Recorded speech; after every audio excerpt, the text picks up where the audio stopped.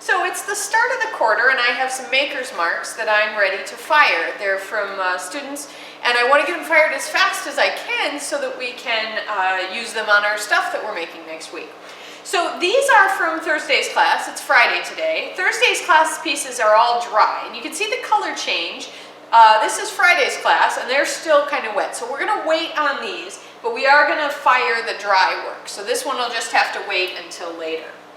Now, I'm firing this in our test electric kiln, and the reason I'm firing it in the test kiln is just because it's smaller. I don't have a lot of work to fire, and this is going to save me energy, and it's going to allow me to fire it up really fast. If I had a lot of work, I might put in a couple of posts, or 3 posts, and another shelf, but I just don't have that much work to load in today. Now, this particular kiln, as well as the rest of our electric kilns, has a computer on the front. I'm going to show you that, but I also want to show you the other way of firing. So these are cones. This is a cone pack made of a bunch of different cones, and cones are the pyrometric material, ceramic material that melts at a certain time and temperature. And they're called cones because they're cone-shaped. There are also bars which are not cone-shaped, but they're still cones. I don't know, that's what they do. So these cones that are different colors are actually for our gas kiln. We fire these for glaze firing. We have 8, 9, 10, and 11, and we're firing to cone 10. But today we're just going to fire to cone 06, which is a lot lower temperature. I'm showing you a cone bar, even though I don't need to use one, because a lot of types of kilns use a kiln sitter or require you to look through a hole. There's a hole in the kiln here.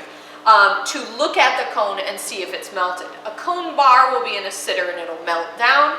A cone like this will melt and change shape. It'll also change color. And when you're able to look inside the kiln while it's firing and see if those cones have melted.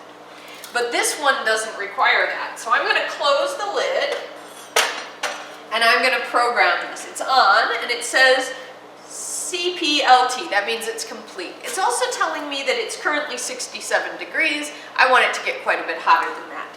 So on this particular one, I could program in a firing where I tell it exactly what I want it to do.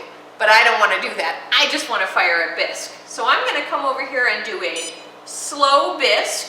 And now it's saying, oops, it's saying complete because I didn't tell it not to say that. So I'm going to stop it. Now it says stop, now it says idle.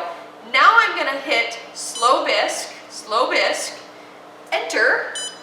Now I'm going to tell it what cone. Now if you remember, I want this to fire to cone 06.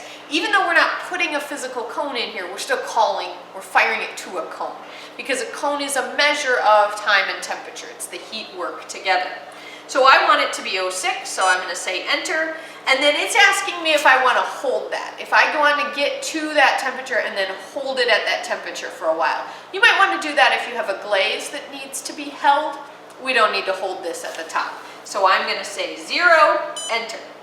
Now, one other thing that I can do on the other kilns that I can't do as easily here is I can program in what's called a preheat. It's a candle or a preheat. It's low firing below boiling point of water, and I can hold it there for a while.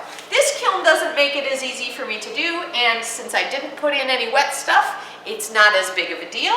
So I'm going to go ahead and hit start, and my kiln is on. Now I better get away from it, but it's not going to get that hot that quickly. So I'm going to stick in, close the hole in the front with that plug, and it's ready to fire. It actually is firing right now.